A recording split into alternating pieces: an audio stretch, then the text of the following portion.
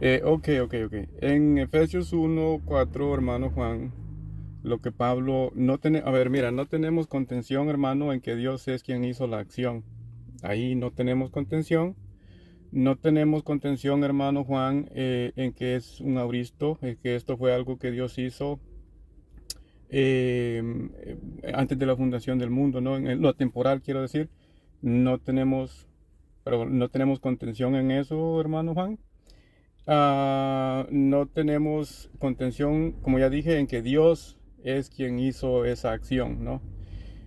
No tenemos contención en que el objeto que es escogido es pasivo, está recibiendo esa acción. No hay contención ahí, hermano Juan. Ahora te digo, hermano, el punto de contención es que ustedes, hermano Juan, le aplican la elección a las personas que no creen en Jesús, que no están en Jesús. Es decir, ustedes vienen y dicen, Dios, hablando de los efesios, ustedes dirían, Dios o los efesios creyeron en Jesús, porque cuando no creían en Jesús, estaban escogidos para creer en Jesús. Entonces, ustedes le están aplicando, hermano, la elección a estas personas que no creen. Por ejemplo, en este momento, ustedes tienen que afirmar que hay personas que no creen en Jesús, que están escogidas en Jesús, para que mañana o en el futuro crean en Jesús. Y mañana o en el futuro creerán en Jesús, porque ahora que no creen en Jesús, están escogidos para creer. Ok, ahí es donde está el punto de contención. Si quieres refutar el calvinismo, hermano, tienes que demostrar eso, que los incrédulos ahora mismo, y ahora mismo los incrédulos que están en Adán, están escogidos. Y no únicamente escogidos, que están escogidos en Cristo. Y no únicamente que están escogidos en Cristo para hacerlos creyentes y para ser posicionados en Cristo. Entonces, tú estás diciendo que Dios escogió personas para posicionarlas en Cristo. Es decir, Dios escogió personas para que crean en Jesús y por lo tanto para ser posicionadas en Jesús. Yo creo que lo que Pablo está diciendo tiene cero conexión con todo eso, mi querido hermano. Cero conexión. Cuando Pablo dice Dios escogió a nosotros, tú sabes, ese pronombre acusativo está, ese pronombre sí, es un acusativo. Y tú sabes, el acusativo es la persona, lo animal o la cosa que es objeto de la acción que se hizo. En el contexto de Pablo, pues, ¿quién es ese objeto de esa acción que Dios hizo? Es Pablo, hermano, y los efesios. Pablo es un judío y los efesios no judíos. Pero algo tienen estas personas en común, que esas personas creen en Jesús. ¿Ok? Entonces Pablo dice, Dios escogió a ustedes y a mí. En el contexto de Pablo, de toda el área geográfica de Éfeso, Pablo se refiere únicamente a un grupo. Es un grupo el escogido. Es un grupo únicamente el que es escogido. Y Pablo dice, ustedes hermanos, o mejor dicho, ustedes o nosotros. ¿Quién es ese nosotros? Ustedes y yo.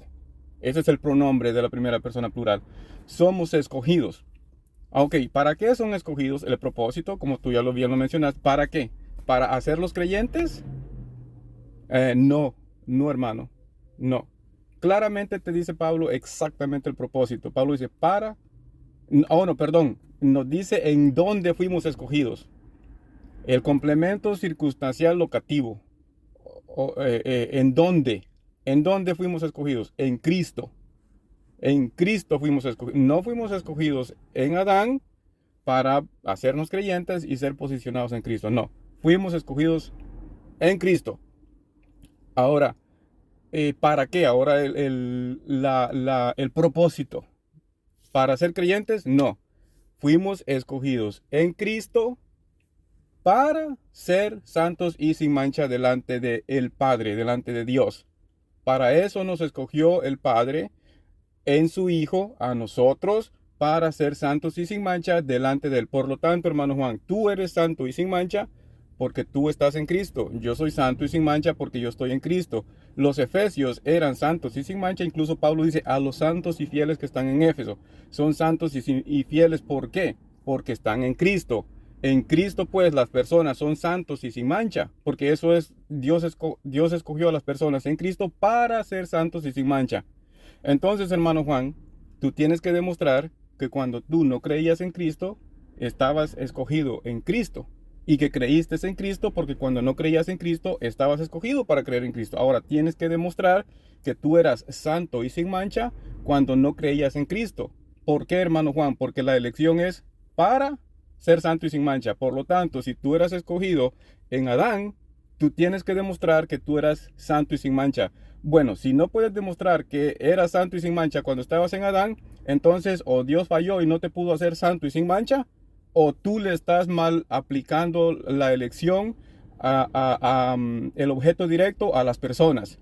Bueno, yo creo, hermano Juan, que no es que Dios falló, no es que Dios no te haya podido hacer, que Dios haya fracasado en hacerte santo y sin mancha. No, es que tú estás mal aplicando la acción del verbo a las personas. Es decir, tú se lo aplicas a personas en Adán, Pablo se lo aplica a personas en Cristo. Entonces, eso es todo, hermano Juan. Tienes que demostrar que cuando tú no creías en Jesús, tú eras santo y sin mancha, porque ese es el propósito de la elección, ¿no? Ser santo y sin mancha. Adelante. A darle espacio a Y Félix bueno, y no no sé, sé no qué será otro responder allá, inconveniente, Juan. no será Ajá. otro inconveniente porque están poniendo puros de la postura contraria, entonces para que haya un equilibrio, o sea, de postura y postura, Pero, pero uno y uno. déjame responder corto nomás. Voy a hacer Ahora es que se me va a algo olvidar la corto. idea, porque digo, están planteando muchas ideas de este lado y hay que como que equilibrar la balanza, o sea, uno de cada lado para que se equilibre. Ok, Bueno, yo pero sé, propongo esto. Ok. sé preciso, pero no seas largo. Ok, voy a apagar el micro. Ok.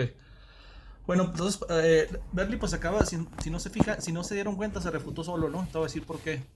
Se acaba de refutar solito en su postura. Ahora, Berlin nos está cambiando el texto porque él está diciendo que la elección se llevó a cabo después del tiempo, ¿no? O sea, lo que él postula es que la elección se llevó después del tiempo. Pero ahí hay un modificador adverbial temporal que dice, nos escogió antes, Berli, antes de la fundación del mundo. Tú todavía no existías. Todavía no venía Cristo a la tierra. Y esa es una falacia decir que alguien no puede elegir algo o sea, alguien no puede elegir algo con una prospección a realización. O sea, yo puedo elegir mañana cocinar, como el ejemplo que pongo el arroz, ¿no? Desde ahorita puedo elegir yo cocinar un arroz y sacarlo en un recipiente. O sea, voy a elegir un arroz en el recipiente. ¿Para qué? Para cocinarlo. No significa que yo estoy eligiendo porque estoy viendo que el arroz ya está cocinado o porque el arroz ya está en el recipiente, ¿no? Entonces eso es una falacia, no se sigue de que necesariamente tienes que elegir cuando ya la realidad está concluida. Él parte de una falacia y un presupuesto que no necesariamente es verdadero, ¿no? O sea, él parte de una falacia non sequitur, perdón, de una falacia de petición de principio. Él dice estas cosas. Únicamente se puede elegir cuando ya se llevó a cabo la realidad. Para él la realidad es que esas personas ya están en Cristo, pero vamos a ver que hay un problema con esto. Si yo le diera la concesión a él, que Dios vio que yo iba a estar en relación con Cristo, entonces la causa de que yo fui elegido sería que Dios vio o previó mi relación con Cristo. O sea, lo que está proponiendo él, ¿no? Que Dios vio esa relación, que no me pudo haber elegido en la caída, porque me tuvo que elegir una vez que Dios vio la realidad de que yo iba a estar en Cristo. Pero ahí se presenta un problema con el contexto, ¿lo así por qué? Porque tenemos puras frases preposicionales de prospección de realización. No tenemos frases causales. ¿Qué quiere decir esto? El texto dice, nos escogió antes de la fundación del mundo para. Ese para indica una realización que todavía está en prospección de realización. O sea, primero la elección, la relación con miras de qué? Para ser santo, no por ser santo, Berli. Entonces el problema lo tienes tú, porque si tú estás en Cristo y Dios vio esa relación, entonces el texto tendrá que decir, nos escogió en Cristo por haber sido santos y sin mancha. ¿Por qué? Porque tú estás elegido en Cristo. Al menos lo que tú me digas que tienes gente elegida en Cristo sin ser santo y sin mancha, ¿no? Sería descabellado que tú me dijeras, nos escogió en Cristo, pero eso todavía no se realiza hasta el tiempo, ¿no? No, pero la elección está antes del tiempo. Ese es el problema que tienes. No te está diciendo que por causa de ser santo y sin mancha es que te eligió. Y tú quieres forzarnos y cambiando la ecuación, decir, me escogió porque él vio que yo iba a ser santo y sin mancha. No es porque, es para propósito, no causa. Y luego viene otra fase preposicional de propósito. ¿Para qué fue la elección? Le preguntamos al texto. Para ser adoptados, no por ser adoptados, Berli. En Cristo somos adoptados cuando ejercemos la fe. Una vez que ejerces tú la fe, tú recibes la adopción como hijo.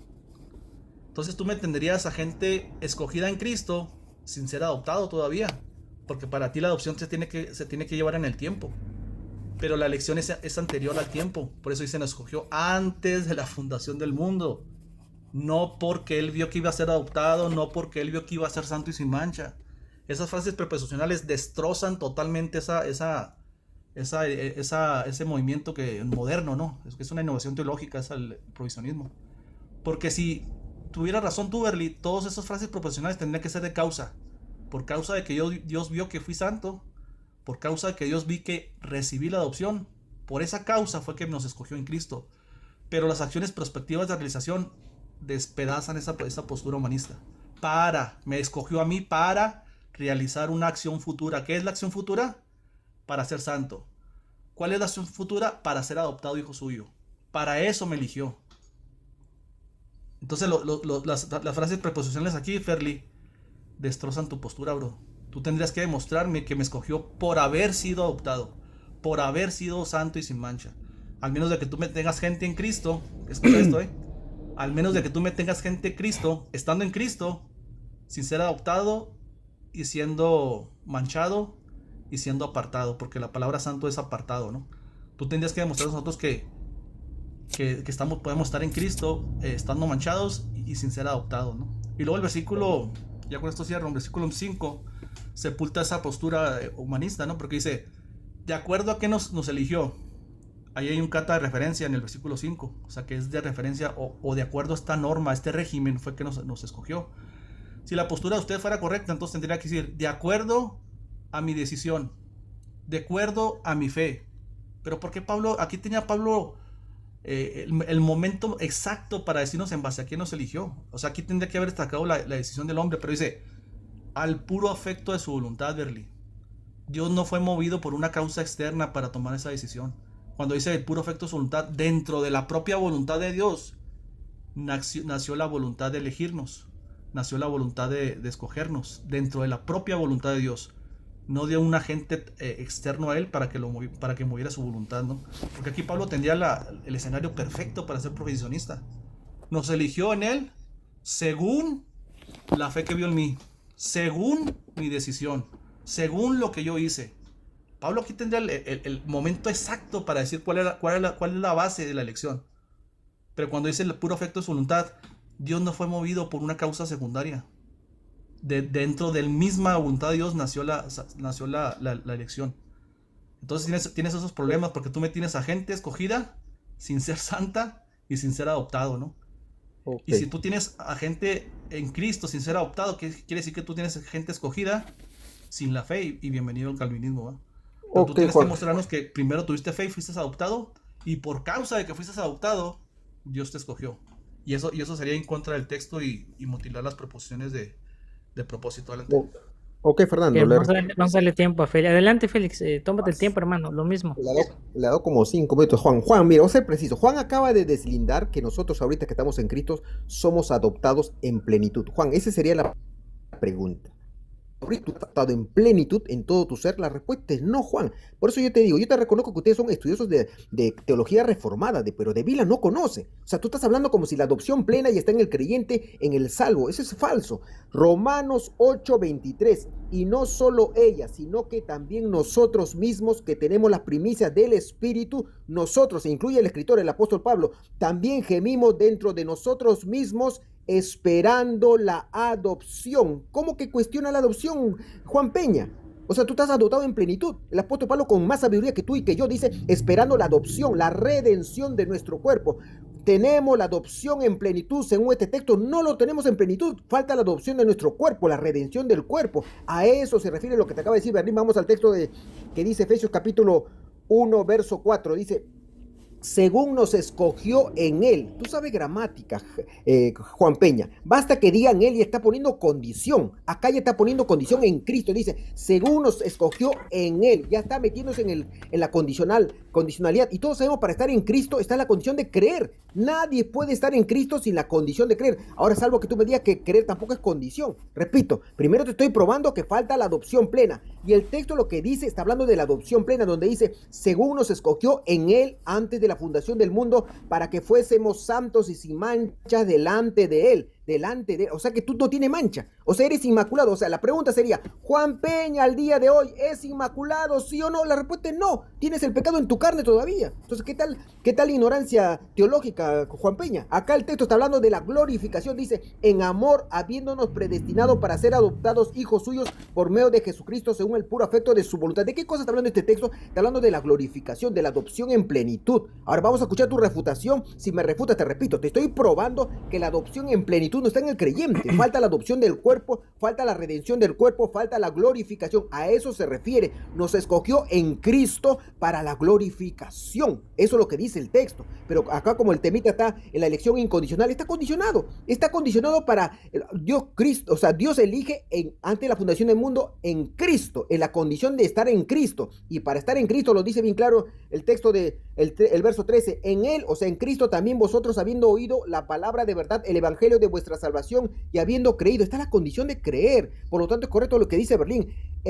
La elección es antes de la fundación del mundo, pero para los que están en Cristo. ¿Cuál es el beneficio de los que están en Cristo? Lo que estamos nosotros acá es la glorificación. Ese es el beneficio final a lo que se refiere el texto. Tú estás pensando como si el texto no hablara de la glorificación y tú lo estás, o sea, poniendo todo en el presente. No, el texto está hablando de la glorificación. ¿Quiénes van a recibir la glorificación total en plenitud, la adopción en plenitud? Para los que están en Cristo. Ahí está la condición. Estar en Cristo, creer en Cristo. Salvo que tú me digas que no hay condición para, o sea, estar en Cristo. Ahí primera pregunta, para que vamos a escucharle a Juan Peña. Estoy haciendo una afirmación. Juan Peña no tiene la adopción en plenitud. Falta la adopción del cuerpo, la redención del cuerpo de Juan Peña. Vamos a ver cómo lo refuta. Punto 2. Está hablando de estar sin mancha, sin delante de Dios. ¿Tú eres inmaculado? Juan Peña al día de hoy es inmaculado. La respuesta es no. O sea, sencillamente te repito, está hablando de la glorificación para los que están Cristo. Y tercera afirmación, para estar en Cristo hay la condición, Juan Peña, de creer. Si no se cumple la condición de creer, no se está en Cristo. Por lo tanto, está clarísimo lo que Berlín te ha explicado. Gracias, Fernando.